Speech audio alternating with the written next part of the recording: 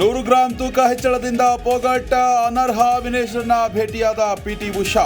Paris ಆಸ್ಪತ್ರೆಯಲ್ಲಿ ಆರೋಗ್ಯ ವಿಚಾರಿಸಿದ ಐಒಎ ಅಧ್ಯಕ್ಷೆ.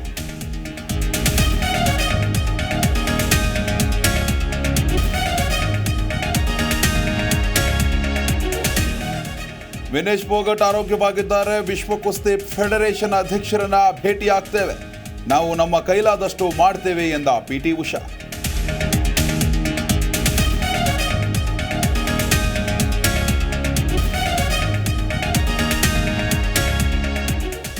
ಸ್ಫೋಟಗೊಂಡ ಪ್ರೀತಂ ಗೌಡ ಎಚ್ಡಿಕೆ ನಡುವಿನ ಜಿದ್ದು. ಯಾತ್ರೆ ವೇಳೆ ಪ್ರೀತಂ ಜೆಡಿಎಸ್ ಕಾರ್ಯಕರ್ತರ ಗಲಾಟೆ. ಮಂಡ್ಯದ ರಸ್ತೆಯಲ್ಲೇ ಪರಸ್ಪರ ತಳ್ಳಾಟ ನೂಕಾಟ.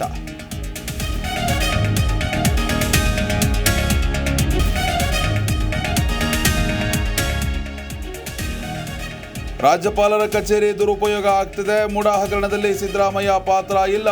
ಸರ್ಕಾರದ ವಿರುದ್ಧ ಬಿಜೆಪಿ ಜೆಡಿಎಸ್ ಷಡ್ಯಂತ್ರ ಎಂದ ಉಗ್ರಪ್ಪ.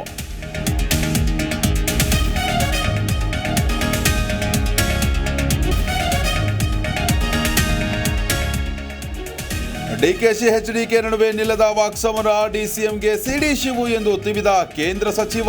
ಮಂಡ್ಯದ ಬಹಿರಂಗ ಸಭೆಯಲ್ಲಿ ವಾಗ್ದಾಳಿ.